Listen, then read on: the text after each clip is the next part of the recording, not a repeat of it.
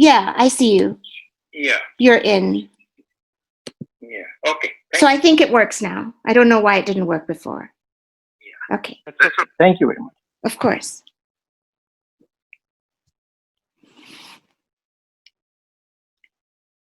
So we're recording right now because it automatically recorded, but we'll have to crop this before we post this recording. Raju, I need your help to make a decision. Can you hear me? No.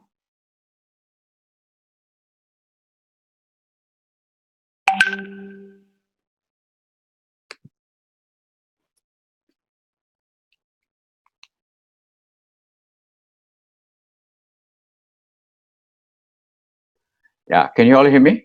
Yes. Peter just called me. He just didn't know he had to register. He just registered. So can you please make sure that he gets the link? Yes. Oh, it'll go automatically. Okay, good. So Raju, Urmila will crop this. It's recording. We'll crop it before posting this video, but should I let in Anmol Sharma, the person who has an issue with Peter? He already emailed us. I forwarded to you an email. Oh, I didn't see. Anmol Sharma, is it? Yeah, he has an issue with Peter. But this is not a place to bring in personal questions.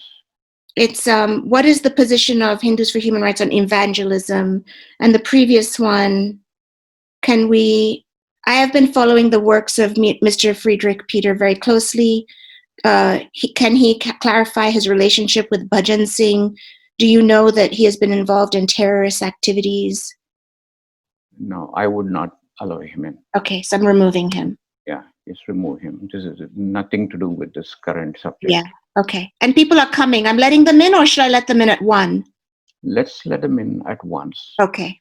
So I'm going to send an email to everybody saying we'll let you in at 1. Okay. So the flow. Sorry, Raju and Sunita. Yeah. Instead of removing people, just leave it there. Don't give them any question or anything. Oh, okay. So that they don't say they're there.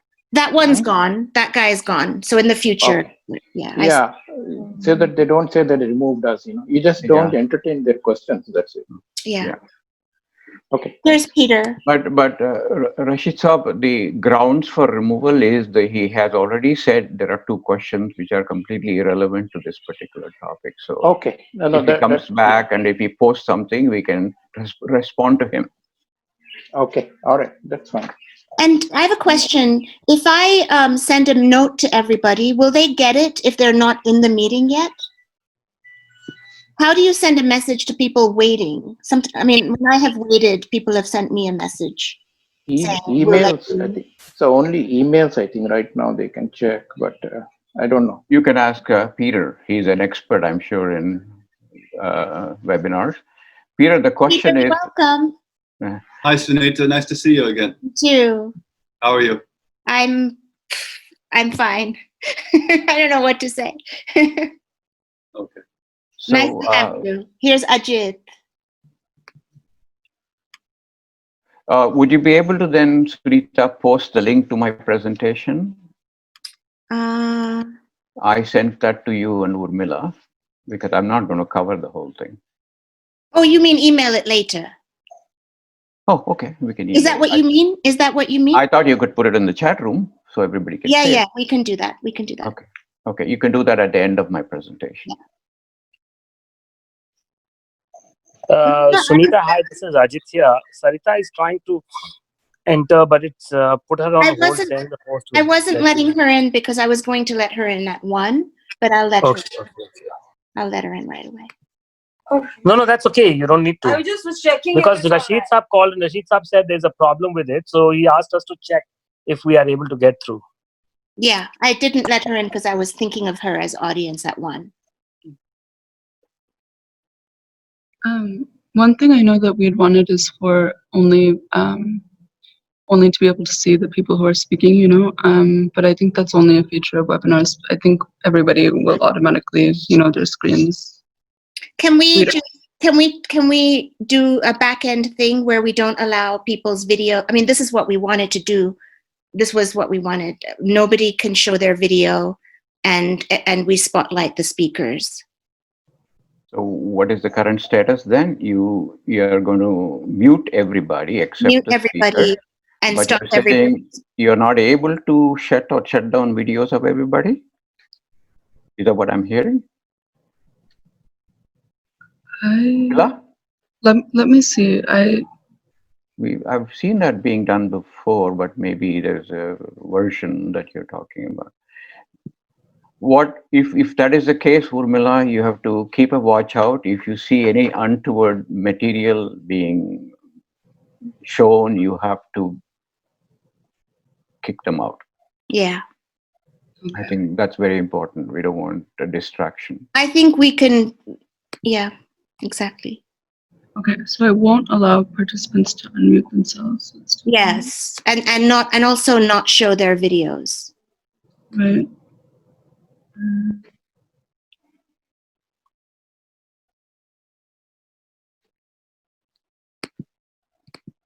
There's nobody else in the waiting room right now. Oh, Ajit is back. Is this being streamed live on Facebook? It's about to be, yes. That's my task right now. That's Urmila, Peter. She's part of Hindus for Human Rights. Hello. Hi. Nice. What was your name? Urmila. Armella. Nice to meet you.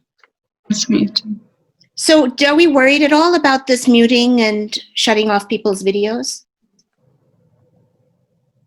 Is it okay? I feel it's better safe than. Yeah, totally. But I'm just wondering, are we able to do it, Urmila? I'm still checking on the video. Okay. But the audio. Can we just do it, like where it says Raju, if I try and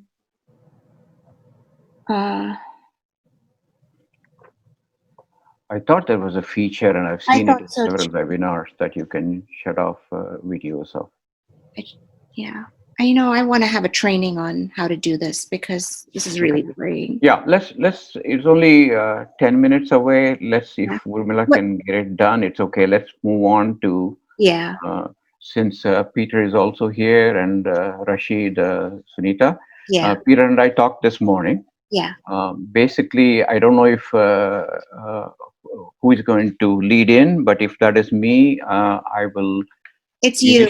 Initially welcome everybody. And before I introduce the guests for today, I'll be talking for a few minutes about my view of Hinduism versus Hindutva, to set the stage for Peter's talk, which is going to be focused more on the advent of Hindutva in American politics. And when I finish, I will introduce Peter. And when Peter said he will take about 20 minutes, and when he's done, I may have one or two questions for him to start the Q&A. Following that, Sunita, and with Urmila's help, will ask the questions that are in the chat room. And I don't know what the target for wrapping up is. I can help with the Q&A. Okay. I can, how do you want me to do it? I can read them out. Yeah, just read them out. I'll just read them out and consolidate if necessary. Right. And Urmila, if you could spotlight the speakers, don't spotlight me. I don't want to, there's no need for me to, I'll just read it. You'll just have my voice reading it. And the only people answering the questions will be Raju and Peter. You're the speakers today. Yes. And then when the Q&A is done, then Raju, you wrap up. You just say goodbye. Yeah. And say that we'll be emailing certainly your presentation. And if Peter, if you have anything that you want emailed to everybody, we can. No, all that I have is I have just a written presentation. Okay. And so right now, only you and I will see the participants can only chat with us two. So yeah, so I'm going to monitor more on the who's in and who's trying to share their video and stuff. Yeah. Because I think I have to manually shut off videos if people are trying to do that. But so if you can handle the questions. I'll handle the questions. You handle watching people's videos and making sure everybody's muted and spotlighting the speakers. Okay, and let me set up the Facebook stream really quickly.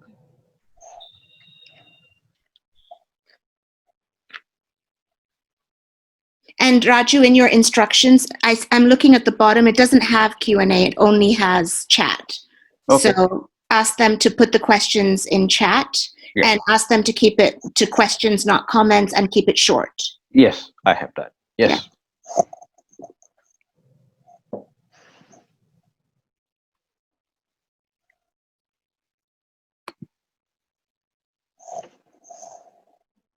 There's nobody in the waiting room. It's weird. Usually by now there would be. Well, there's still 7 more minutes. So. Yeah. You had how many registrations, Urmila? Nearly 100, I think. 100? Yeah. Yeah. Right now, 103 approved. Yeah. Mostly Muslim names. Okay. Well, that doesn't prevent Hindutva I know. registering with Muslim names, which is what they do often. I thought the saffron conquistador would have been more subtle about what they were doing.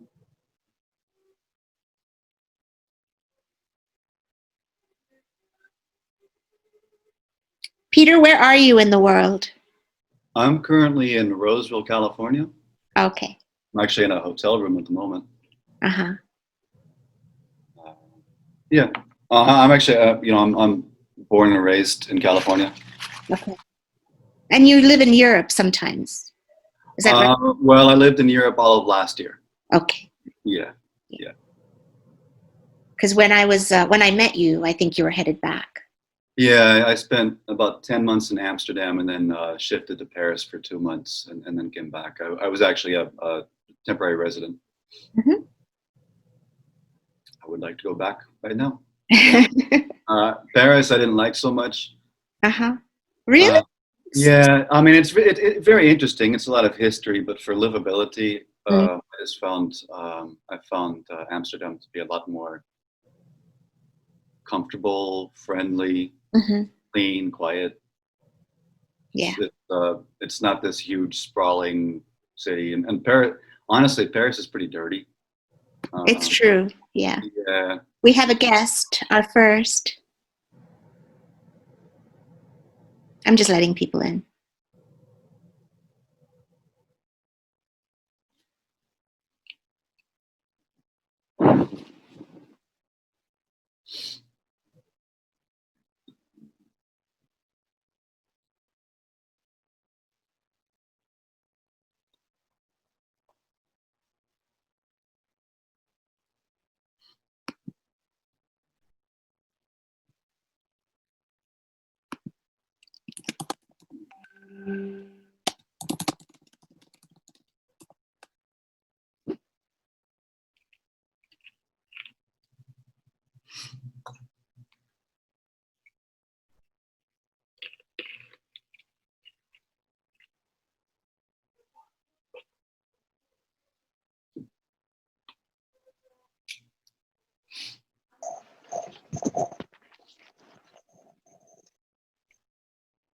Sunita.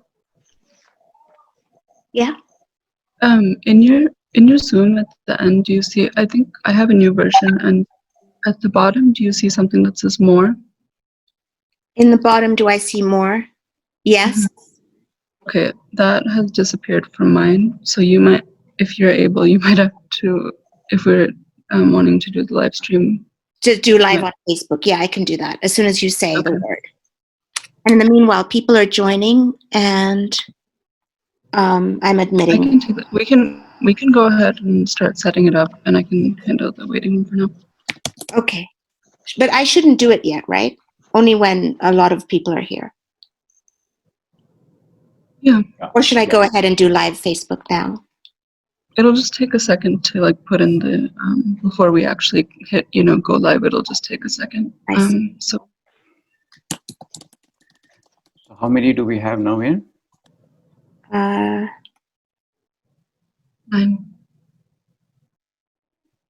I think 3 guests other than speakers. 4. They're coming.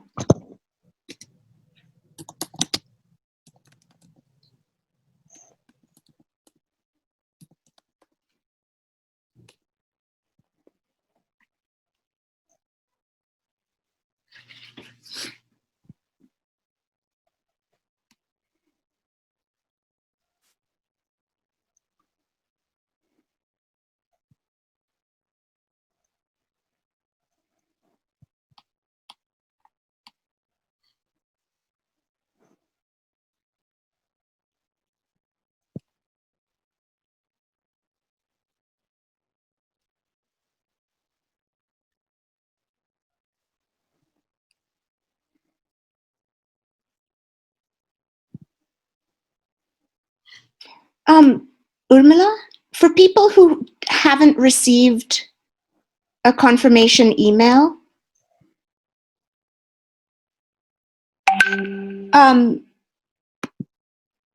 is there any other link we can send? Because I'm getting a message saying somebody did register and didn't get this confirmation email.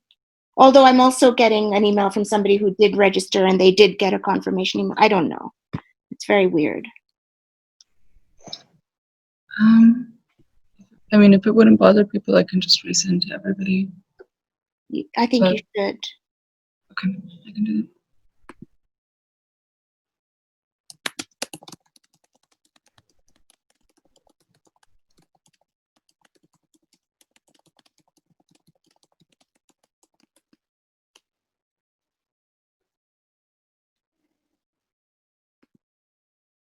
More guests are arriving.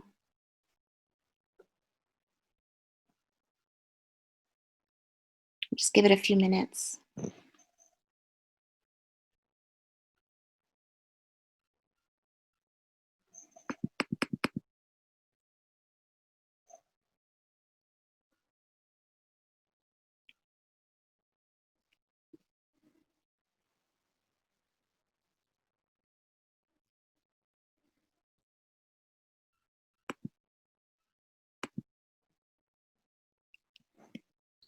So would you let me know if you just got one? If I got it, yeah, I'll tell you. Yes, I did. Okay, great.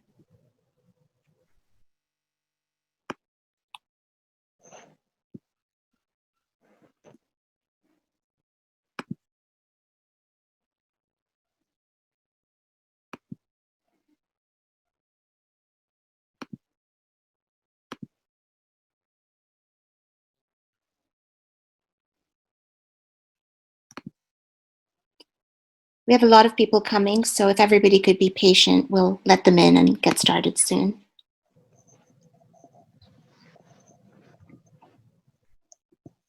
Okay. Everybody should have gotten another one. Yeah.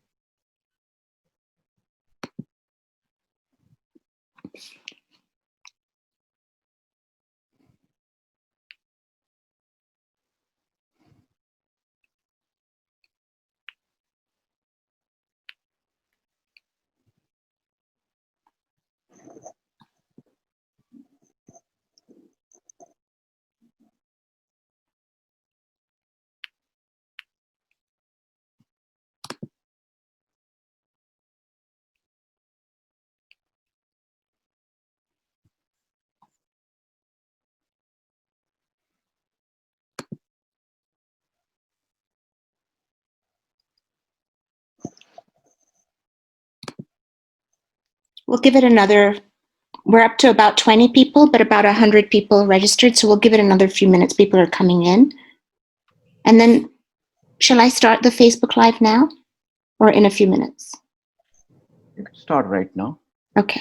Shall we start at 12:05? Give our results 3 more minutes? Yes. Okay.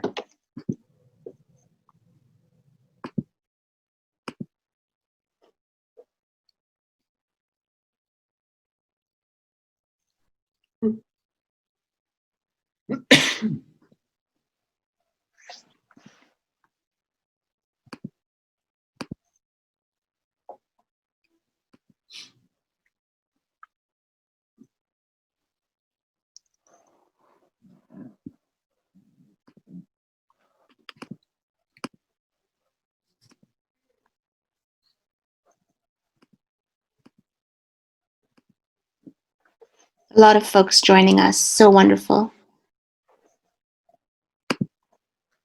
And we are a Facebook Live. It should have started.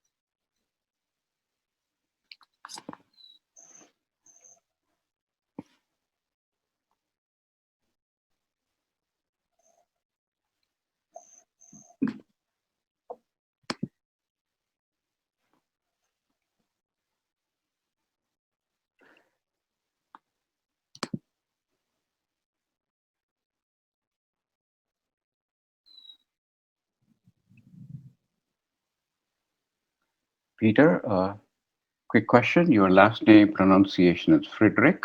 Friedrich, yeah. Thank you.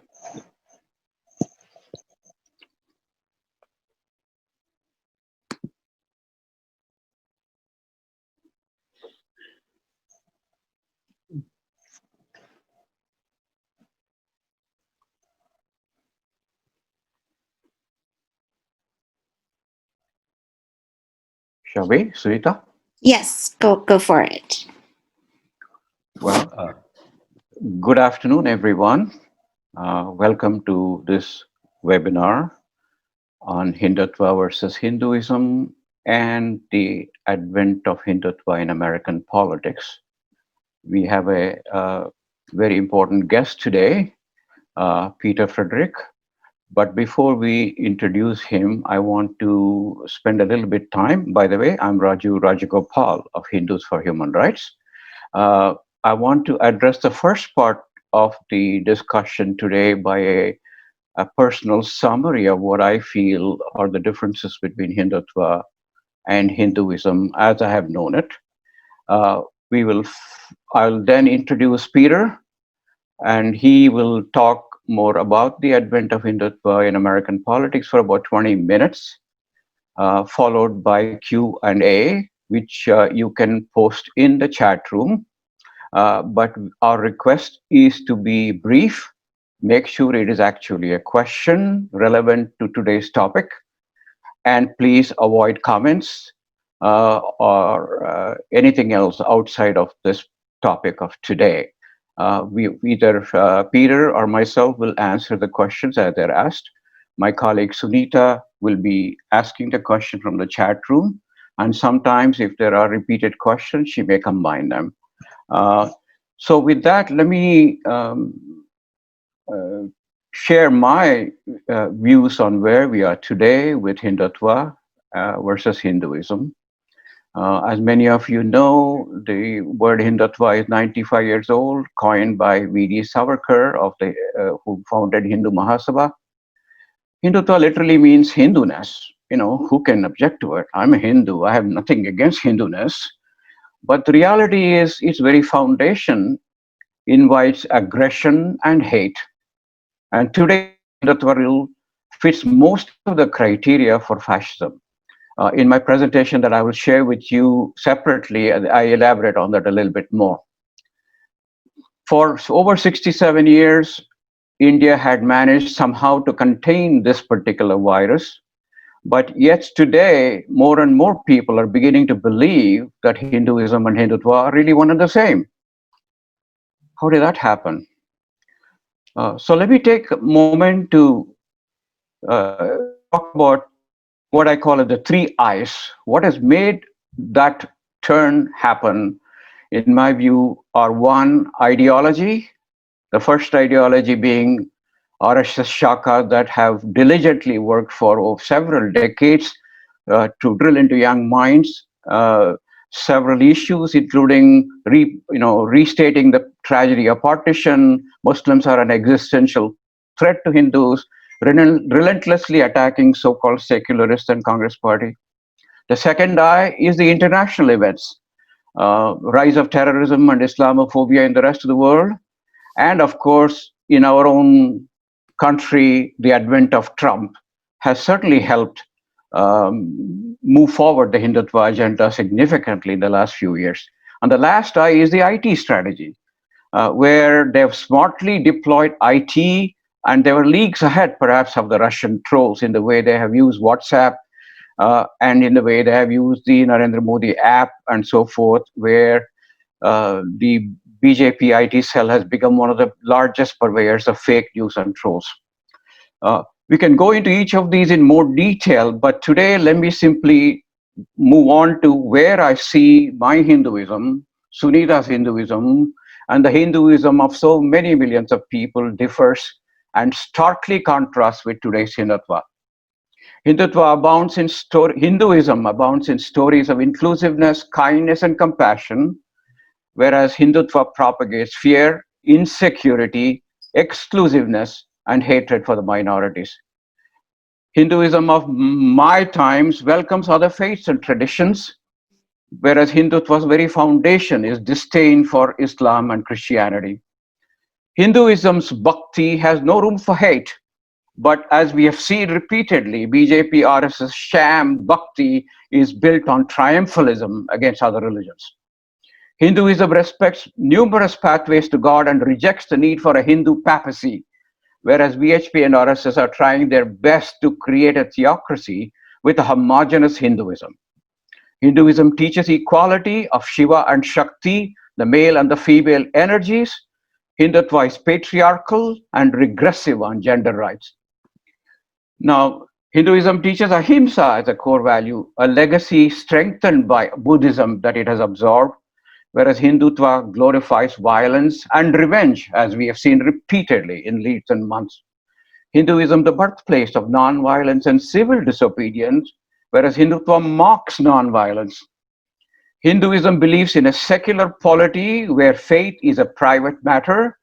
Hindutva is moving ahead at warp speed with a majoritarian Hindu state where others will be second-class citizens.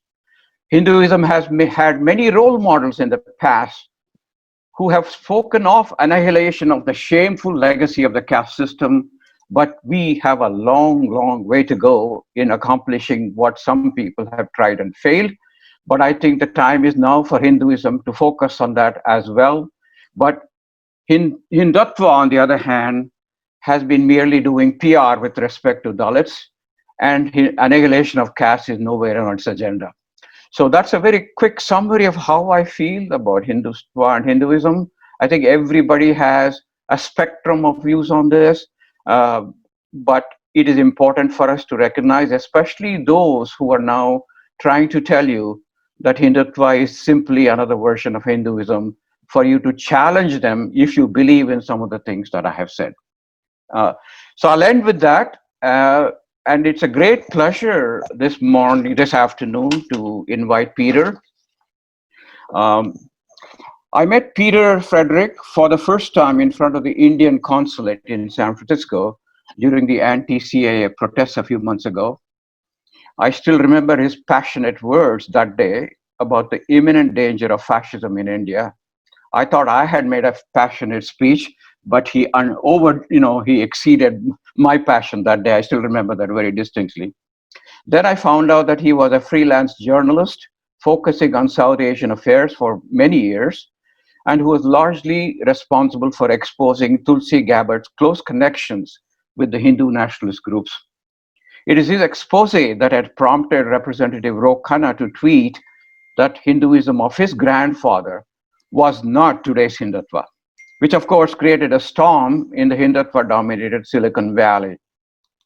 And now I have read a similar investigative report by him on the aspiring congressional candidate from Houston, Sri Preston Kulkarni, which I'm sure he will elaborate upon in his remarks.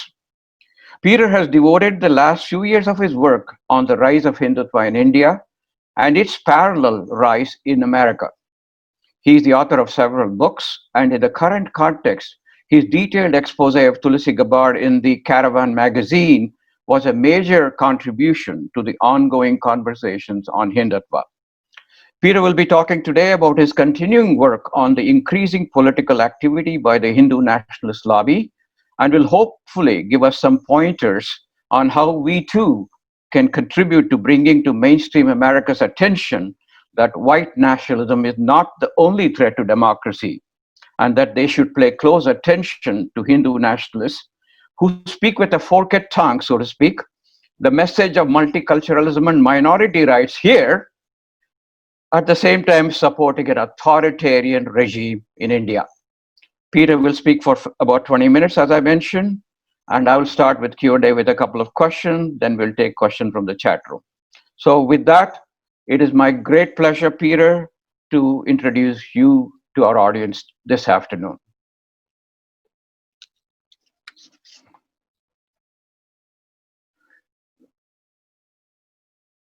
Unmute.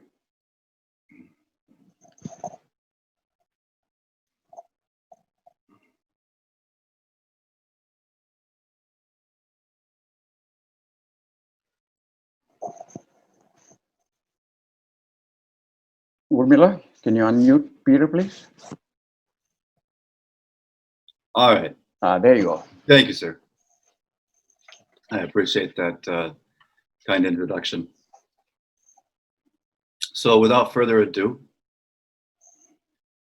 in October of last year, Hillary Clinton made headlines for Tulsi Gabbard when she accused the Congresswoman from Hawaii of being a favorite of the Russians and suggested that Gabbard was being groomed by Russia to run for president on a third-party ticket. Tulsi Gabbard, who was then running for president, initially benefited from the attention. She filed a $50 million defamation lawsuit, and she got into a spat with Clinton, calling her the queen of warmongers and all sorts of other things, all of which was widely reported on. Less than a week later, however, a different story emerged. Fairness and Accuracy in Reporting, a national media watchdog group which is based in New York City, issued the results of its investigation of the issue, concluding that the Russia accusations were a distraction from Gabbard's actual troubling ties. There is no evidence that Gabbard is any kind of a Russian agent plucked by Moscow to sway the 2020 election toward the re-election of Donald Trump, they reported. These hit jobs, they said, overlooked the proven fact of the RSS's influence on Gabbard, despite the evidence that this is much more a part of her life than Russian intrigue. The key takeaway from piles of evidence, they explained, is that the RSS draws much of its power from its followers in the diaspora, and Gabbard has been crucial to revamping the image of the Hindu nationalist in the United States, and has in turn received crucial financial support from the Indian American far right. The RSS, briefly for those who may be unaware, is a uniformed and armed paramilitary which has an estimated 6 million members. Founded in 1925, it developed with inspiration from, and even actual interactions with, the European fascist movements in Italy and Germany. Over the past 95 years, it has spawned a host of subsidiary and affiliated organizations. And these include, in particular, a religious wing called the VHP and a political wing called the BJP. The BJP has ruled India since 2014, with Modi as Prime Minister. But the current administration is most accurately understood as an RSS regime. Nearly 75% of the central government's current cabinet ministers are from RSS backgrounds. And this includes not just Modi himself, but also those ministers who fill many of the most important positions, including the ministries of Home, Defense, Education, Communications, and Law and Justice. In context of American politics, it's notable that the RSS has not confined itself to India. There are international counterparts for the RSS, called the HSS, the VHP, called VHP America, and the BJP, called the Overseas Friends of BJP. These groups all espouse the same ideology of Hindutva, a religious nationalist political ideology that believes that India is a Hindu nation for Hindu people only, and wants to eliminate all Muslims and Christians, as well as assimilate all Buddhists and Sikhs. The leadership of these American Hindutva groups, the HSS, VHP America, and OFBJP, are all intertwined, and many of the executives of one group hold or have held an executive position in one or more of the other groups. The OFBJP was launched in America in 1992 in order to counter negative press surrounding the Hindu nationalist project to destroy the Babri Masjid in Ayodhya, Uttar Pradesh. They say their goal is to project a positive and correct image of India in the West and correct any distortions in media coverage.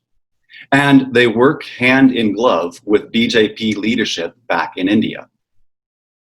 The former head of the group, Indian politician Vijay Jolly, said, "We need to touch base with as many among the diaspora as possible and to indoctrinate them with the BJP ideology." For years leading up to Modi's election in 2014, Jolly toured the US to speak at diaspora rallies and to meet American politicians. Tulsi Gabbard was one of those politicians. There is a now infamous image of Tulsi Gabbard wearing a saffron scarf with the BJP logo. In other words, a picture of an American congresswoman wearing the colors of a foreign political party, while speaking at an OFBJP banquet held in Atlanta to celebrate Modi's election. While speaking at the banquet, Vijay Jolly raised the eyebrows of many, like myself, who would later hear his words when he told Gabbard, who was then running for re-election to a second term, and I quote, "We are sure, with the support of the people of Indian origin, the non-resident Indians, and of course, the US citizens, your victory later this year is a foregone conclusion. I'm predicting today for your victory."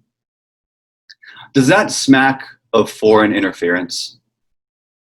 It seems so, especially when one considers that at 3 separate OFBJP banquets celebrating Modi's victory, speakers who were donors to Gabbard's campaign publicly applauded her for supporting Modi before he was elected, for speaking against the US decision to deny him a visa after 2002, and for working against congressional efforts to recognize and condemn violent atrocities committed by the RSS in India. The song in America backed Tulsi Gabbard because they understand that the international community is increasingly worried about the sectarian, violent politics of the song in India, explained Professor Ashok Swain. They want some powerful political personalities on their side, particularly in the United States. They believe Tulsi can be one of them, who can provide them cover from international sanctions. And that plan worked pretty well for several years, but it ultimately failed. One day, after the fairness and accuracy in reporting, after the group, Fairness and Accuracy in Reporting, rubbished Hillary Clinton's Russian asset accusations, reporting instead that Gabbard's most troubling attribute is her documented connection to the far-right Hindu nationalist or Hindutva movement known as RSS, the 4-term congresswoman announced that she would not seek re-election. She did continue her presidential campaign, but she never gained traction and had to deal on the campaign trail with being challenged over using congressional campaign funds to help finance the very same OFBJP banquet where an Indian politician guaranteed her re-election. And she has now dropped out. It appears that Tulsi Gabbard will soon be exiting the American political arena, despite the best efforts of the Hindutva lobby in America. There continue to be troubling incidents of BJP interference or threatened interference in American politics, however. Last year, for instance, a few days after the August 5th annexation of Kashmir, Congressman Tom Suozzi sent a letter to the US Secretary of State expressing concern and warning, quote, "The Modi government's move could embolden Hindu nationalists to engage in acts of violence and discrimination against India's minority religious groups, including Muslims, Christians, and Sikhs." The congressman's letter provoked fury from a man named Jagdish Suwani, reportedly an RSS officer or Karyakarta, a community outreach coordinator for the HSS, former general secretary of the OFBJP, and a close associate of Modi, who traveled from New York City to Gujarat in 2014 to be part of Modi's campaign team, and in his own words, privy to the brainstorming sessions during the campaign. Suwani is also the man who organized the controversial display in Times Square of the groundbreaking ceremony for Ram Mandir, which we saw happen just a few days ago. Infuriated by Suozzi's letter on behalf of human rights in India, Suwani took Congressman's arm, apparently by leveraging the important role of his Indian American donors, and pressured him to retract the letter, apologize, and join a community meeting where he harangued Suozzi for the tone and tenor of the letter. Another more recent and even more blatant example of Hindutva interference in American politics came when Senator Bernie Sanders issued a tweet condemning the Delhi pogrom in February of this year as a failure of leadership on human rights. In response, a BJP National General Secretary tweeted, "How much ever neutral we wish to be, you compel us to play a role in presidential elections." Meanwhile, as Gabbard appears destined to disappear from the scene, the Hindutva lobby is hard at work supporting at least 6 politicians, 3 who are already in office, and 3 who are trying to get into office. One of those, although in a somewhat more covert manner, is Congressman Ami Bera in California. A member of the Foreign Affairs Committee, Ami Bera was recently appointed chair of the Subcommittee on Asia, which means he is now the most powerful person in the House of Representatives when it comes to US foreign policy on India. Modi has earned his applause. Bera praises Modi's inspirational words and vision, for instance, and besides joining 2 of Modi's rock star receptions in America, which were organized by the Hindutva lobby, he was instrumental in arranging Modi's address to a joint meeting of Congress in 2016. His campaign finances boast large, recurring donations from the same key figures in the American Hindutva groups who backed Tulsi Gabbard. Another, to a much more overt degree, is Congressman Raja Krishnamurti in Illinois. In 2018, despite huge pressure from his constituents and other concerned citizens, he attended an event organized by the VHP America and shared the stage with Mohan Bhagwat, the chief of the RSS. In 2019, he was the keynote speaker at a fundraiser in Texas for Seva International, which is the international wing of Seva Bharati, a social service organization affiliated with the RSS. At that event, he was joined on stage by Ramesh Bhutada, the vice president of the HSS. And weeks later, he joined Modi on stage in Houston, Texas, at the Howdy Modi Rockstar reception. And then he was the keynote speaker at an HSS event in Chicago, which was organized specifically to celebrate the founding of the RSS. With so much willingness to carry water for Hindutva groups, it's no surprise that they have padded the coffers of Krishnamurti's campaigns. And yet another is Michigan State Representative Padma Kupa. Kupa has written extensively through a Hindutva lens. She blames Western bias for attacks on Hindu nationalism, complains that too many media reports are making the 2002 Gujarat pogrom the centerpiece of coverage about Modi, supports anti-conversion laws in India, which make it a criminal offense to change religions without government permission, criticizes non-Muslim women who wear hijab as a sign of solidarity, and quotes the raging Islamophobe Conrad Elst, a European author who says that Islam is reprehensible and insists, quote, the liberation of the Muslims from Islam should be a top priority for all those who care about India's and the world's future. Of these three who are currently in office, Bera and Krishnamurti both appear secure and relatively unchallenged for the moment. Bakupa, who was first elected in 2018, is currently seeking a second term and quite possibly harbors ambitions for a seat in Congress. And she deserves a great deal of attention because of these reasons. Turning to the three candidates who are currently seeking office, there is Rishi Kumar, who is running for Congress in California. And Kumar is a city councilor in Saratoga, California, with a long track record of activism with the OFBJP. Writing about, in 2015, he helped organize Modi's rockstar reception in San Jose. And writing about his experience, he waxed eloquent about waiting to meet, quote, the man, the myth, the legend, while Modi fever took over the region.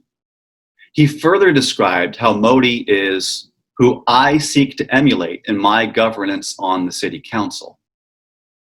Last year, while wearing a BJP scarf, he spoke at an OFBJP event hosted to organize support for Modi's re-election, one of several OFBJP events he has participated in over the years.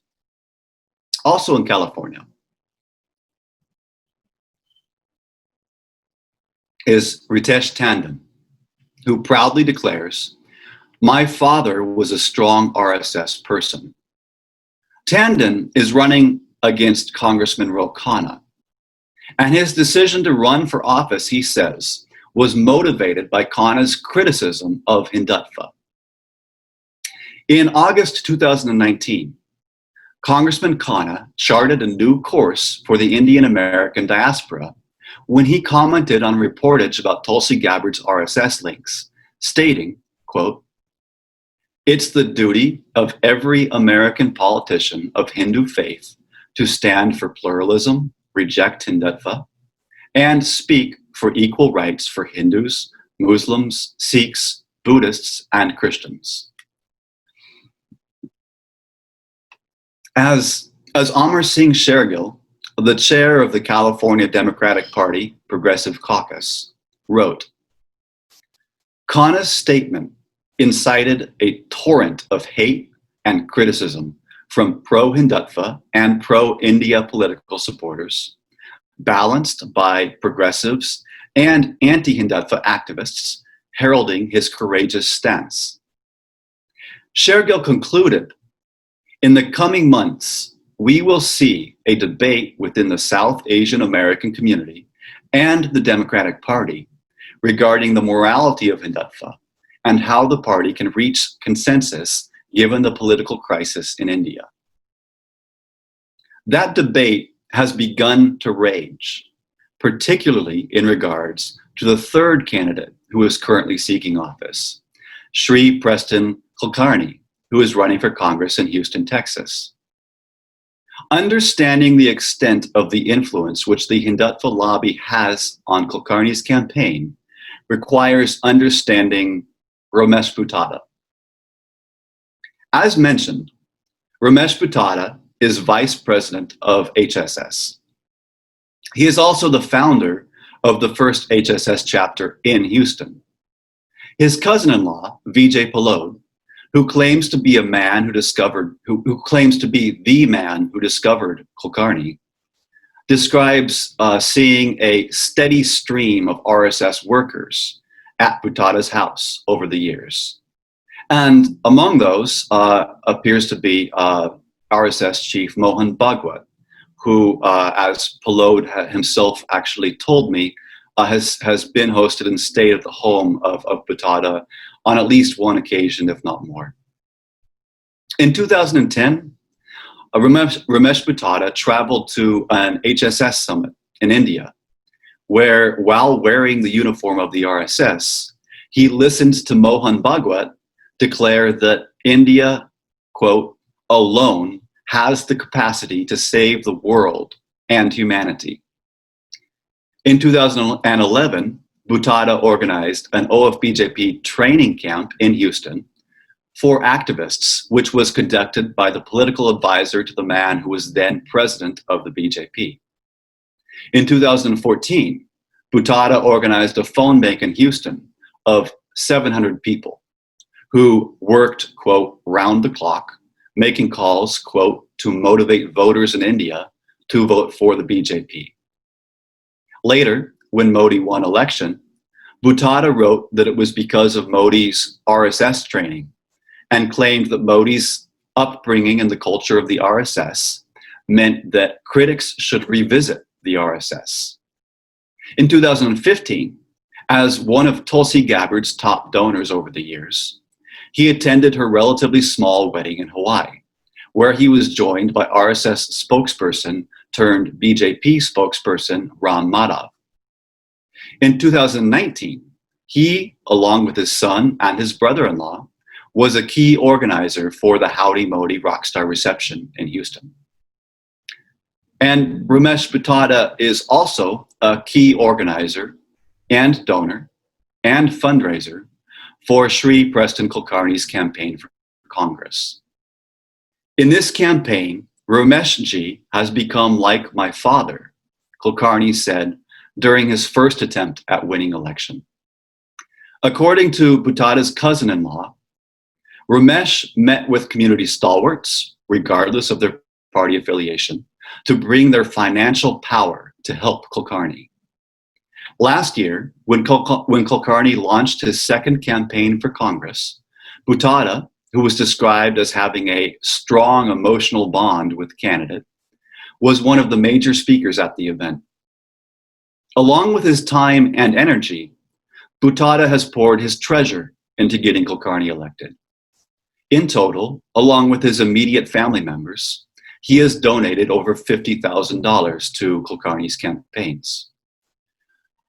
At least $50,000 more has been donated to Kulkarni's campaign by just 7 other individuals and their families who are known as key executives in Hindutva groups in America. And the extent of Kulkarni's financing by Hindutva groups deserves a far deeper dive. But one thing remains apparent. Butata is pulling the strings of Kulkarni's campaign. Of the 3 RSS-linked candidates who are currently seeking office, neither Rishi Kumar nor Ritesh Tandon in California appear to stand much chance at all of winning. Kulkarni, on the other hand, is in one of the most competitive and closely watched races in the country. As rumors reach me, the Kulkarni, who has had a lengthy career in the Foreign Service, is interested in being assigned to the Foreign Affairs Committee if elected. I can only speculate about what kind of agenda he would adopt on the issue of US-India relations as the Modi regime spreads its fascist wings and implements its Hindutva ideology, increasingly lethal results. As Americans remain deeply concerned about the possibility of foreign interference in our elections by Russia or China, perhaps it's time, or rather well past time, that we begin also considering the issue of RSS interference on behalf of a Hindutva regime in India. Thank you.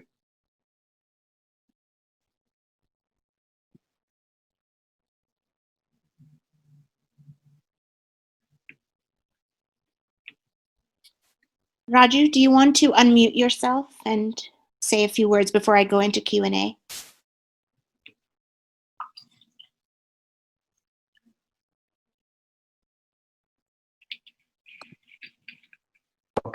Can you hear me now? Yes. Okay. Thank you, Peter. That was extremely informative speech. I'm sure for most of us, the extent to which you have gone in researching all of this should be an inspiration for all of us who want to stop the march of Hindutva to apply ourselves to similar investigation wherever we live, and to make people aware, our local Congress people aware of the second nationalism that's on the rise, which can threaten the entire world. That is, I don't know what else to say other than to say that was a great coverage of your research, and I'm sure you have inspired today many people who are listening to also pitch in and add to your effort. I had one or two questions for you before we open up the Q&A. You had mentioned Raja Krishnamurti. I've had several conversations with him over the last year. And one of the things that he has told me that is that his topmost priority is defeating Trump. Therefore, 95% of his effort is going into that. And he's not really that engaged with Indian politics. But at the same time, he wants to, quote unquote, keep his constituency and donor base intact so he can defeat Trump. Now, I read a lot into that, and for someone who knows his politics better than I do, I wonder if you would comment on that comeback where somehow it's seen as defeating Trump means that one can claim complete ignorance of and completely forget about what is happening, especially when, as you say, he has been at so many presentations by BJP and HSS where clearly what he told me rings very hollow. Thank you. Hope you can answer that. Thank you, Roger. Yes. Well, if Congressman Krishnamurti is saying that he's not really engaged with Indian politics, then I don't know what else to respond except that that comes across to me as a rather blatant lie. Perhaps within Congress, he might argue that, although his voting record would indicate otherwise. As far as the way that he supported advancing a very deep and intimate U.S.-India relationship while India remains under the Modi regime, and then of course his long track record of involvement in these RSS affiliated events and with these RSS organizations really speaks otherwise. If he's not involved, then one should perhaps question if he's simply accepting these invitations out of total ignorance. And if that were the case, well, that's not a very good reason, because then I wouldn't be willing to put a lot of trust in a congressman who's completely ignorant about the organizations with which he's involving himself. As far as the Trump issue, that also doesn't make a lot of sense. Perhaps Congressman Krishnamurti, who was at the time 4 Indian American representatives in the House, I believe, and the only one who attended Howdy Modi in Houston. Perhaps he missed that Trump was the chief guest there aside from Modi.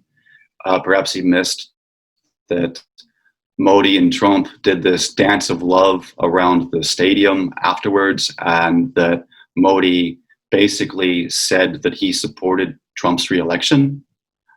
Perhaps he's missed the way that then Howdy Modi was essentially replicated in India a few months later when Trump went to visit India, and there was another rockstar reception for Trump hosted there in India, where Modi joined him on stage. Trump and Modi are very, very closely aligned. So the argument that he's focused on defeating Trump and therefore he must ignore Modi doesn't hold any water.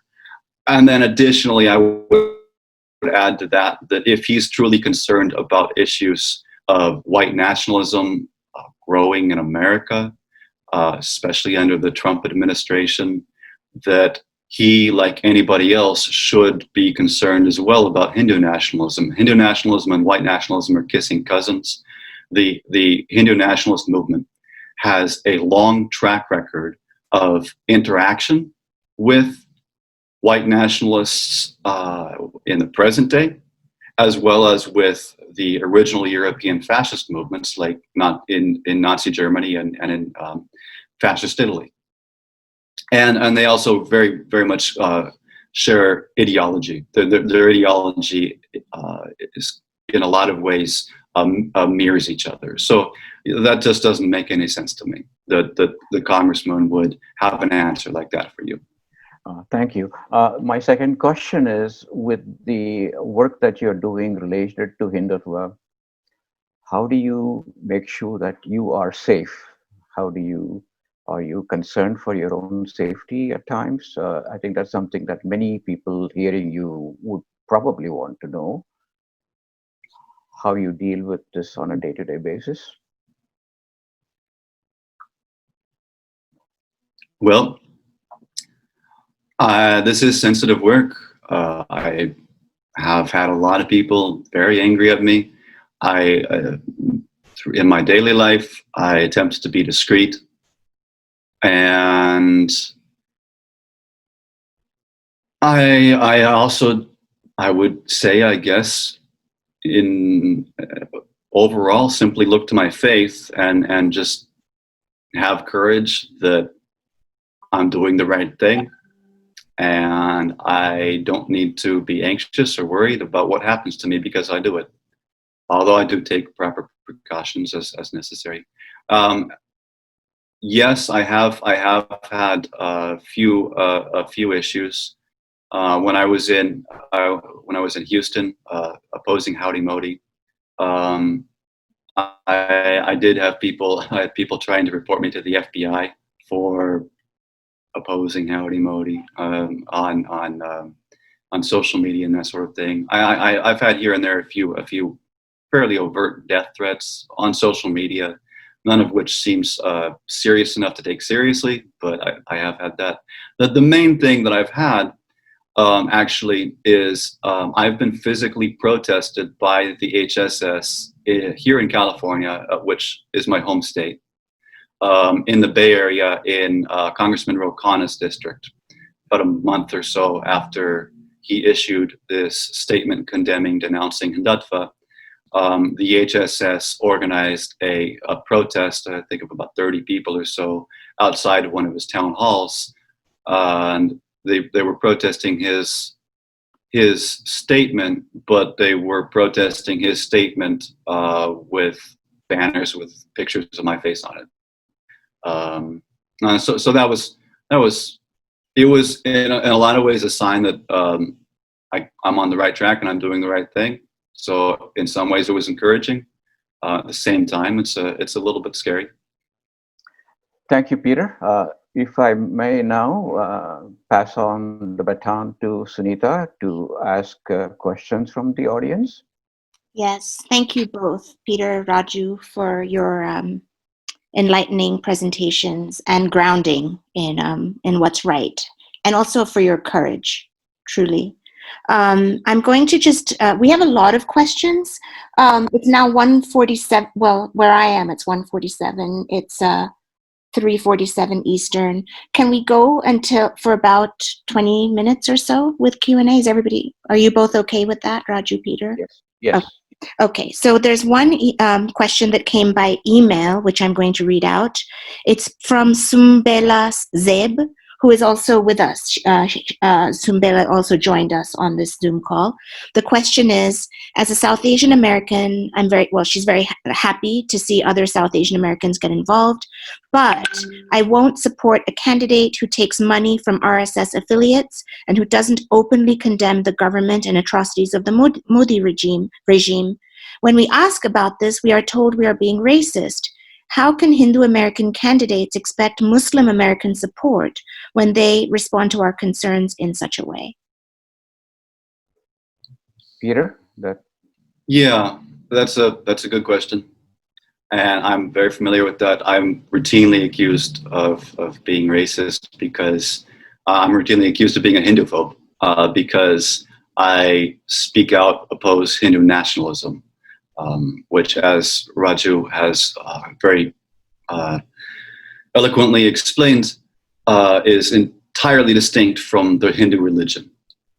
And as far as the question, one thing I would say is that one should consider that simply because a congressional candidate or any politician takes money from people who have ties to these Hindutva groups does not necessarily mean that that person is being supported by Hindutva, being propped up by them. You know, anybody can donate to any politician. You, me, any of us can go to their campaign website today and give them money.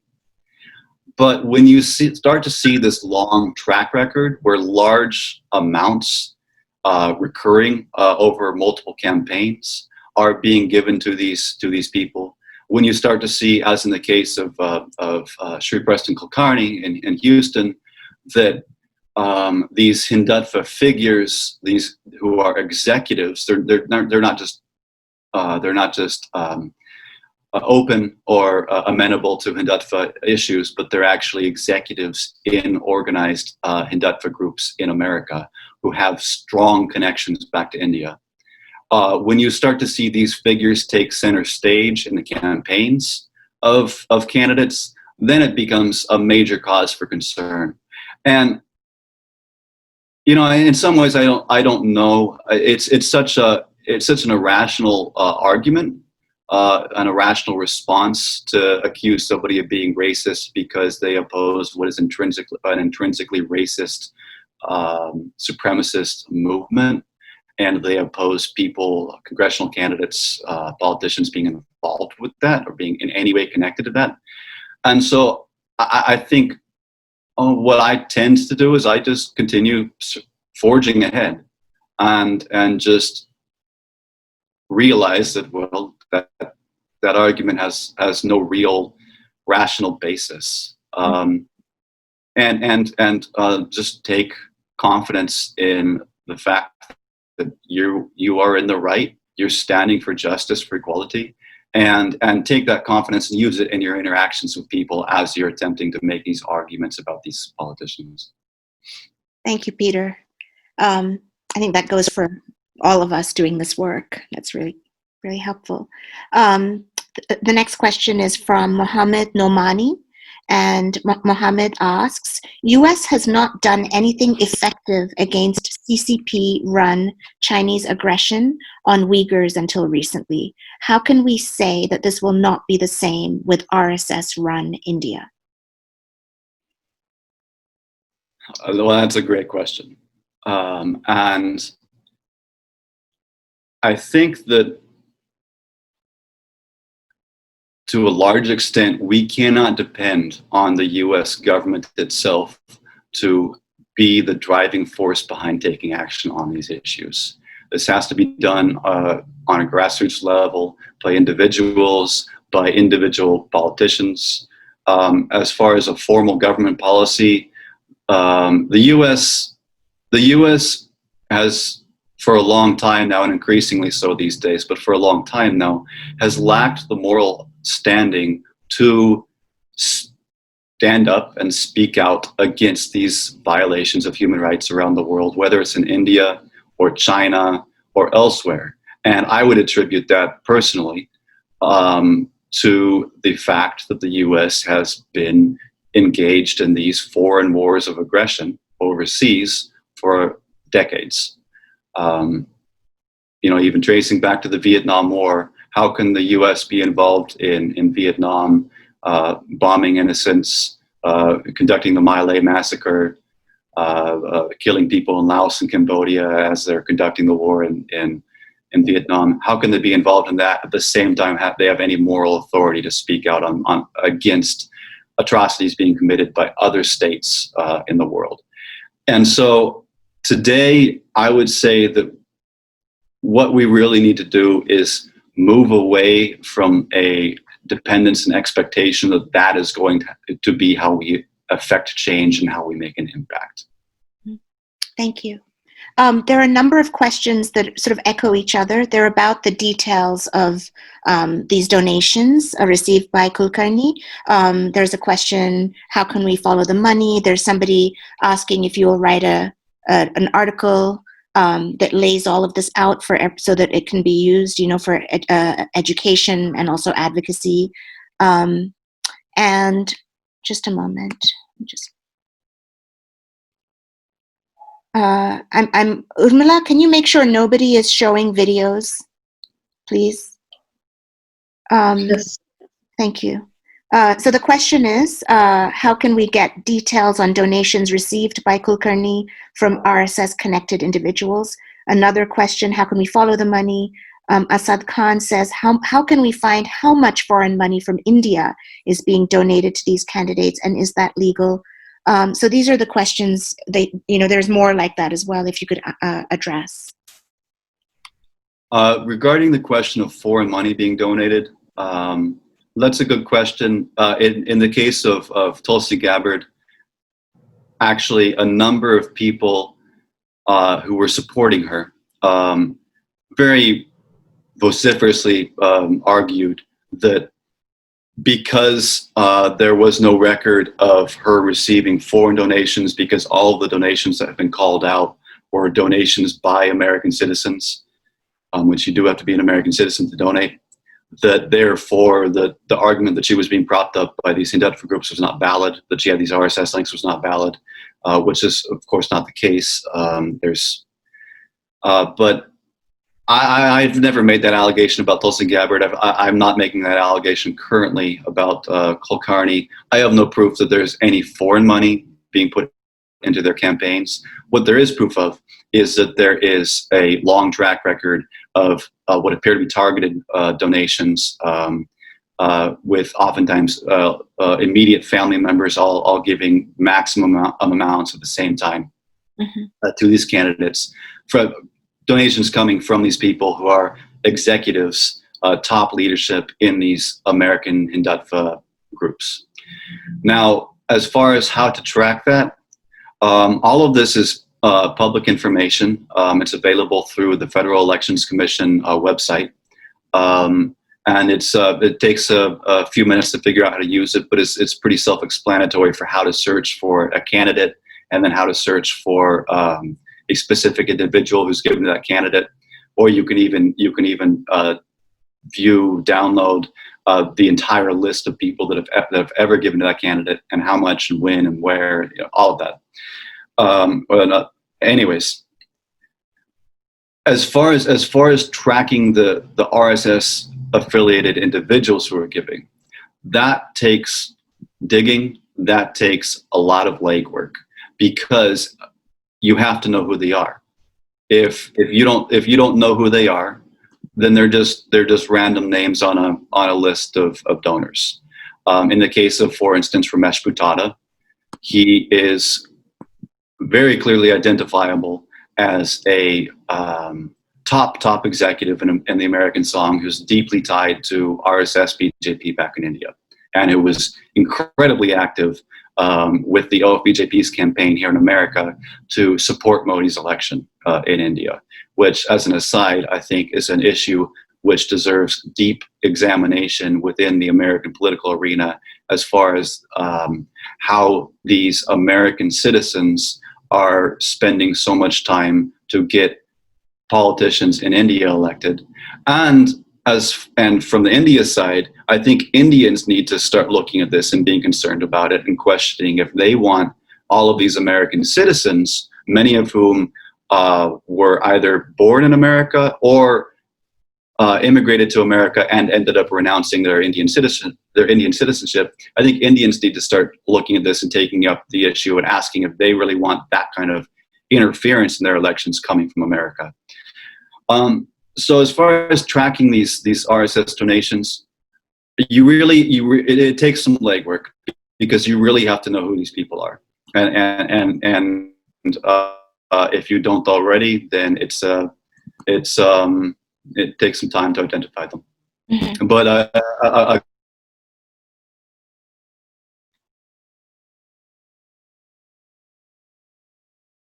Uh-oh. a good, and so that is a good starting point.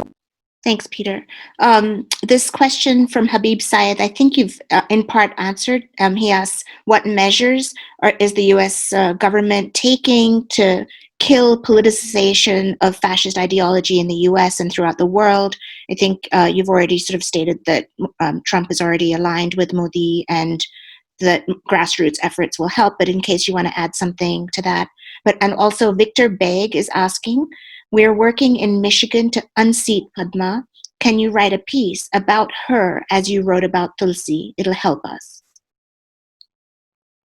And that reminds me of an earlier question, which I believe I missed.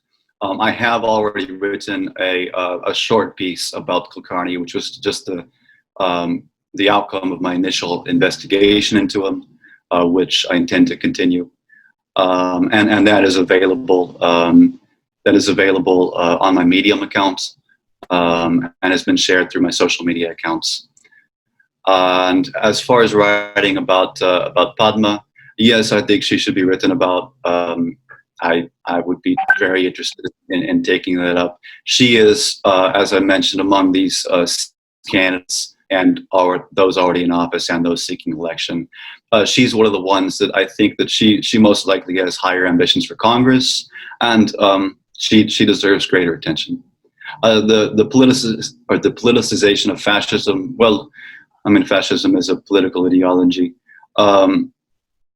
As far as what can be done about that in the U.S., that's the challenge of our times, isn't it? We are struggling with that in America right now. We are struggling with federal troops basically on the streets around in different countries, being accused of snatching people off the streets, abducting them. We've seen that in India over some decades, where people have been disappeared and murdered in custody after being disappeared. And thankfully, that doesn't sound like it's happening here in the U.S. yet. But Trump at the top. Trump is aligned with Modi. Trump has been dog whistling for white nationalism, and nothing can be expected from him as far as opposition to fascism, because the problem is that he's leaning in that direction. We need to stand up, and we need to stop looking to other people to do something for us. And I think we need to stand up and take some personal responsibility, and really inculcate these issues. Decide if we are actually passionate and actually against fascism and anti-fascist, and if that's something that we truly believe in, we need to take personal responsibility for standing up, speaking out, and doing something. Yes. Question from Raziuddin Syed, who appreciates our efforts and asks, who observes that a big percentage of Hindus are brought into the Hindutva ideology and think it's a part of Hinduism. Maybe Raju can also speak on this. And this questioner goes as far as saying that an overwhelming majority is in the boat of Hindutva. And so how can we work together to reverse that tide? Well, I would prefer to turn that over to Raju. Yeah, it's a good question. I tend not to believe in the theory that a majority of Hindus are subscribed to Hindutva, because I interact with my own relatives and friends who are every bit liberal in many ways. And there's a lot of reasons they're supporting Modi, and a lot of it also has to do with the extraordinarily strong public relations program that Modi has been undertaking. So I do not want to start with the assumption that a majority are with Hindutva. They may be with BJP or Modi for many, many reasons. How we can work together, I think we should stop worrying about how many people are with us and simply do our bit, which is what Hindus for Human Rights has been doing. And we were just 6 people who started this. And many people told us, you're not going to get anywhere. You're going to be rejected by the left. You're going to be rejected by Dalit groups. You're going to be, of course, trolled by the right wing. But what do? We can't just sit there and say we can't do anything. So we have started this effort, and it is taking hold. It is creating image even perhaps larger than life. And I think as things get worse in India, which I fully predict will get worse, I think more and more people will wake up, and we don't want to wait for that. We all have to do our thing. So this presentation that I only briefly shared with you today is a PowerPoint presentation that I will share with all the participants today. And I hope you can add on your own things and share with people to keep emphasizing. Repetition is often very, very necessary. You can't assume that everybody knows it, so why go over the same ground? We have to keep pounding on and repeating that this is not the Hinduism of my friends that I used to went to school with, or this is not the Hinduism of my parents. It cannot be the same as Hindutva. So I would urge you to do that. And I think we will gain traction as we move along. Thank you, Raju. And if you're in the audience here and you agree with what Raju said, then please join us. Join us if you're Hindu, join us if you're a person who cares about truth and justice. We need to work together. Thank you. Next question, again from Sumbel Zeb, is saying, Kulkarni's Muslim supporters, when we bring up Hindutva, say that his opponent is an Islamophobe, and Kulkarni expresses positive sentiments towards American Muslims. And we have another question further down that says, it's a lifelong, I don't have it right here, but it's a person who says that they are a lifelong Democrat, and what else can they do but vote for Kulkarni? So if you can answer those questions. Yeah, those are excellent questions. As far as what else can they do, and on that, I don't have an answer for that. I'm here to tell the truth. I'm here to explain that this is the case with this candidate. I can't answer what a voter in that district should do. That's up to them and their own personal conscience. As far as the issue of his opponent, Troy Nils, I believe, being a raging Islamophobe, perhaps he is. And as far as the issue of Kulkarni appearing to express positive sentiments towards Muslims, that's true, and I've seen that. Ramesh Buttada himself, the vice president of HSS, has been in America expressing positive sentiments towards Muslims. He's I believe involved in founding and definitely on the board of a local Houston Muslim group. He has been doing things where he's going out of his way to express positive sentiments towards Muslims. But the question is, are those sentiments sincere? Because while he may be doing that, Buttada, not the candidate, but Buttada himself, may be expressing these positive sentiments, he is deeply involved. He's a key person in the American song, and the RSS. The RSS has a stated goal of eliminating Muslims from India, and has acted on that goal multiple times over the past 30 years with these pogroms led by RSS, BJP, VHP, etc., which resulted in the slaughter of thousands and thousands of Muslims, for which there was never any justice. And now we've seen that after, for instance, the 2002 Gujarat pogrom, which Modi oversaw to one degree or another, that the only result was that he rose to higher levels of power, became prime minister of the country. And Ramesh Buttada, Modi owes Ramesh Buttada to an extent a debt of gratitude for his success in getting elected. Buttada was a tireless campaigner over a period of years, organizing the OFBJP to support Modi's election from America. and organizing, helping to organize teams that were sent abroad, sent back to India to be boots on the ground to campaign for Modi.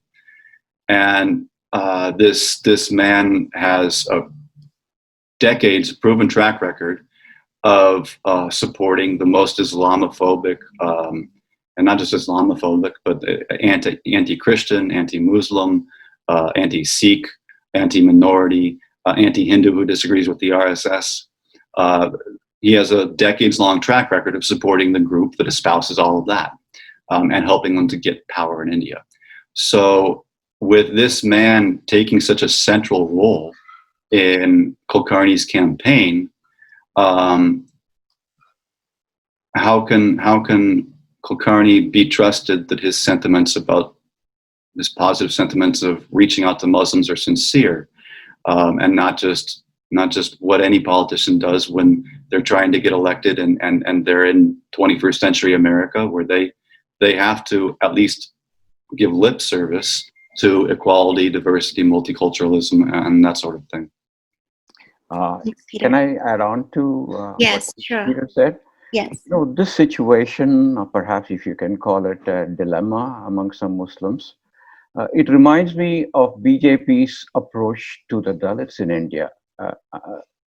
Whereas from a public relations perspective, if you remember Modi's election, while he did absolutely nothing for the Dalits, did nothing to stop the atrocities, before election time, he invited a few Dalit manual scavenger women and washed their feet. Of course, made a tremendous impression on Hindus. Wow, look at our prime minister, stooping down and washing the feet of Dalits. I think we need to, and I'm not comparing that to what Kulkarni said, but I'm just giving you a kind of an analogy of a party that has done nothing in this case, and using elections as more of a symbolic gestures toward Dalits. And I also remember the BJP Delhi got this huge walk, and they were going to create a khichdi for Dalit people of Delhi, and all the BJP who were there to make a big show of it. And it reminds me of that, but I know that your situation, the person who asked that question, is not quite comparable, but please remember to go deeper into it. And another example I can give you is the recent expose on a group called APPWW in Seattle, who were created with all the various symbols of liberalism and multiculturalism and everything else. And this group went into their Twitter accounts to see what the actual conversations that are going on. They're discovered to be majority Islamophobic, majority supporters of Modi, and yet they were accessing and approaching council people in cities to even get funding. And now it has stopped because somebody took the trouble to go into the details and show that everything was just a facade. So I would just urge you to keep that in mind. I have nothing against Mr. Kulkarni. I didn't know much about him until a couple of days ago. But I just want to mention these two examples so that we, individual voters will have to go a little bit deeper and ask themselves if they're going to vote for somebody here who could potentially support policy that could make things worse in their home country. That's what I would say. One thing I would add to that briefly. Yes, go ahead. That I think that whatever candidate, whatever office, whatever their background, whatever affiliations they may or may not have, I think that voters in general, just my perspective is that it would be wise for voters in general to view with skepticism and understand that the people seeking political power are willing to use, to cynically use as props, anybody and everybody for photo ops that help them to obtain that political power. So I would recommend some skepticism. Okay, now we're really running out of time, and so I'm going to. We're not going to get to all the questions. I apologize to people who are asking questions. We will email everyone after this, and we will send Raju's presentation. We'll send some of your articles, Peter, that you mentioned. We'll get those out by email to everybody who registered. And I'll just club together some of these questions in one last round of questions for both of you.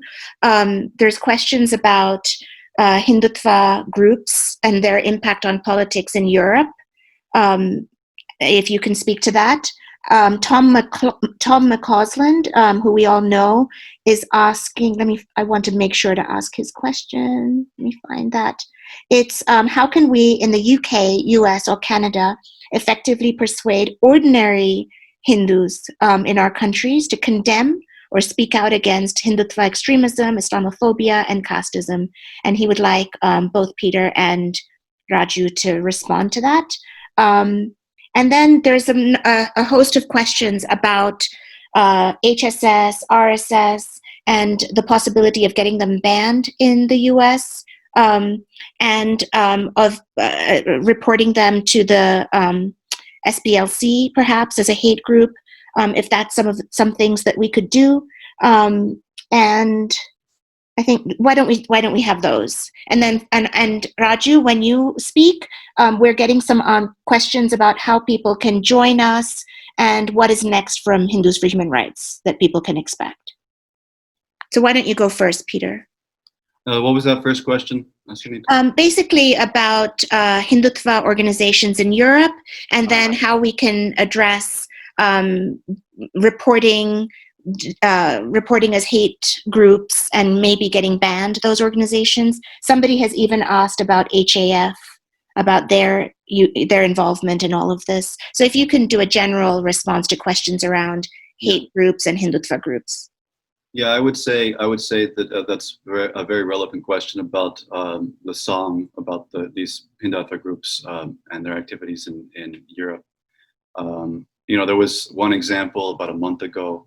The HSS in Munich, Germany, had invited a parliamentarian from the Bavarian parliament to keynote an event, and some local Indian Americans, or some local German Indians took action and contacted her office and just informed her, and she was completely unaware of any of the information about this issue, the background about this issue. As soon as she learned, she backed out.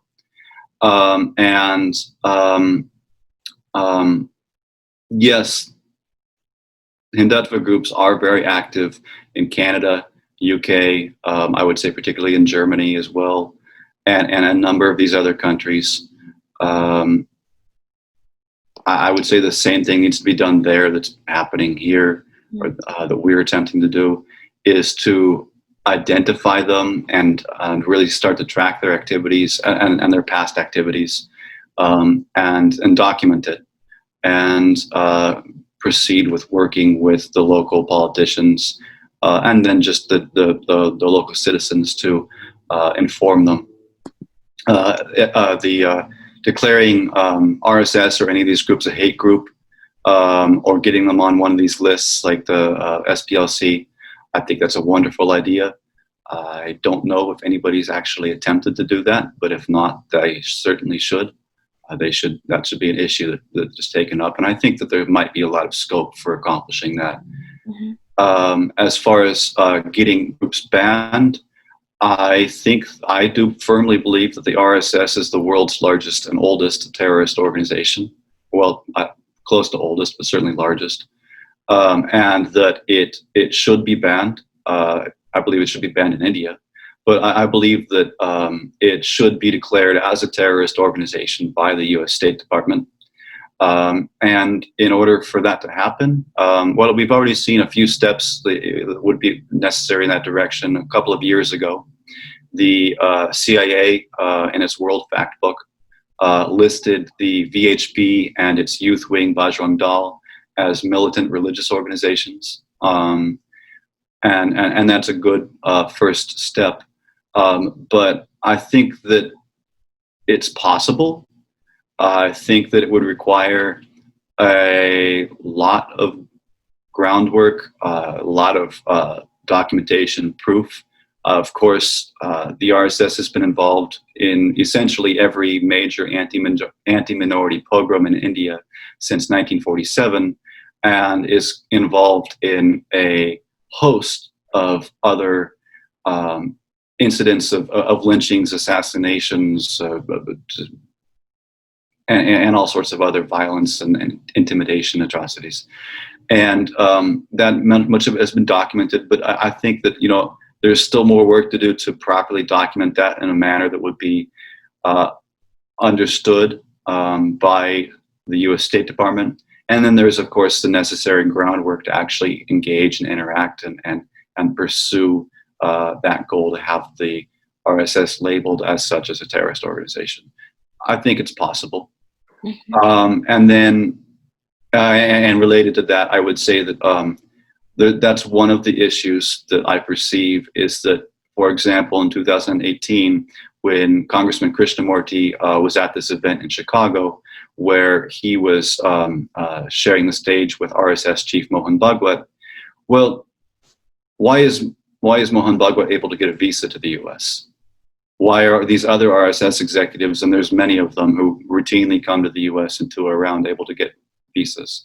Why are, for that matter, why are these BJP officials who come to the US and tour around for the purpose of indoctrinating the diaspora in BJP ideology and quite possibly fundraising and taking money back to India to support the BJP and so forth? Why are they able to get visas? Why is this kind of political activity able to take place on American soil or on European soil or Canadian soil? And then as far as this question about what can Hindus do to reach out and persuade people to other Hindus not to follow or to reject Hindu ideology? Well, that's a good question. I'm not a Hindu. I think that question is best answered by a Hindu. I think that's a discussion that needs to be had and is of course happening as here right now. A discussion that needs to be held within the Hindu community. Yeah. Raju, that's a good segue to you. The questions were that question that Peter just handed over to you, which is actually from a number of people, including Tom in the UK. Yeah. But also, how can people join Hindus for Human Rights, and what are we planning? And somebody wants to reach you, and so just if anybody wants to reach any of us in Hindus for Human Rights, just email us at info@hindusforhumanrights.org, and we'll immediately get back to you. So Raju, if you want to close us out. Yeah, the 3 or 4 points that I wanted to make. I don't remember all the questions, but as far as how you can help, just go to our website. I think one thing I wanted to mention is Hindus for Human Rights does not mean that only Hindu members are welcome as members or donors.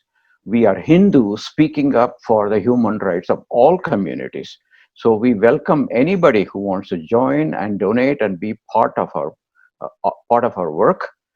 And please take some time to look at our website for a lot of things we have done in a very short period of 1 year. We have done advocacy in Washington, D.C. We are working with USCIRF, International Religious Roundtable. We have been holding webinars. We have been giving platform to activists from India. And today, I think if you ask me what the next priority would be to shed some light on prisoners of conscience who are piling up in India. Every day we are hearing reports of even ordinary people who participated in the CAA protest being rounded up. And they have made this possible by completely redoing the narrative about the Delhi riots, making it look like it was all a conspiracy by secularists and Muslims. And somebody has even published a book. They probably wrote the book before the riot started, in my view, if I wanted to be cynical about it. So that priority for all of you is to pay attention to what is happening to individual citizens in India under various guises and trumped up charges. And please speak up. Please talk about those specifics to your Congress people. I know Peter mentioned that we shouldn't be relying on it, But at least at the local government level, people are much more receptive when you bring these kinds of issues. So that's the next priority. As far as Europe is concerned, I don't have as much knowledge, but please be aware that we are already working with groups in UK, and we may start working with groups in Europe of similar groups of people who feel so much concern for their homeland in terms of the direction. And really, our objective is to build an international coalition of not just Hindus, but Hindus and Muslims and other groups who are willing to take on Hindutva and stop it. Speaking of local politicians, I feel that you don't really need to do a lot of research, because you should start with the assumption that they know a lot about India. If you start with the assumption that they know little, even one or two instances of people in their constituency who are indulging in Islamophobia will really wake them up. So that's what I would urge you to do. And one last thing for Peter, you had mentioned that we already have 200 or so prominent people associated with Hindu nationalism, and I'm sure people in the audience would love to know where they can access that, so they don't have to redo all the research. Perhaps we can address that some other way than talking about it here, but I wonder if you want to respond to that. Yeah, Raju. So one place you can access that is at my website, peterfriedrich.net.com, where I currently have up and available a list of, I believe, 70 or so actual executives in these Hindutva groups, organizations, who were donors to Tulsi Gabbard, who I identified in the process of research. Additionally, you can look to the Tulsi Gabbard article that I wrote for Caravan, and that doesn't contain so much a easy, simple list, but the names are scattered throughout. Then one other thing I just wanted to add, as you mentioned, these prisoners of conscience, these political prisoners of conscience, I do want to, if I say nothing else today, I do want to raise my voice on their behalf, especially on behalf of the 12, mostly all academics, social activists, civil rights activists, lawyers, who were arrested in connection with the Bhima Koregaon case. And especially, I want to raise my voice in support of freedom for the latest victim of this witch hunt against outspoken voices of resistance, of outspoken dissidents. The latest victim, I want to raise my voice for him, which is Professor Hani Babu from University of Delhi, and just say, free Hani Babu. Thank you, Peter. I think, Raju, you should just close the meeting. I think that those are all the questions we have time for. Okay. Thank you, Peter. Thank you, Peter. We really appreciate the work that you're doing on behalf of all of us in South Asia, and for your excellent presentation. And I thank everybody who joined this Saturday. I hope you will start, if you haven't already started a journey, I hope you will start the journey with us to safeguard democracy and pluralism in India, which for a long, long time we've all taken for granted. And it's going downhill very, very fast, even as we speak. So please do your bit, if not with us, with other organizations that are working on similar issues. And we please do look forward to an international conference, virtual conference that we are planning along with several organizations, where we want to highlight each of the several issues that we've talked about today. It might happen sometime towards the end of September, early October. So we hope many of you will join, and we can see what happens between now and then, and plan on very specific actions, including a prisoners of conscience wall that we are planning to put up, which will be continuously updated and shared with all of our lawmakers in this country, who I see the Congress already has a particular subcommittee that focuses on prisoners of conscience. And what is shocking is I don't see any of these people that we just referred to being sponsored by any Congress people, including the Indian American Congress people. Ro Khanna, for example, is supporting somebody from Saudi Arabia.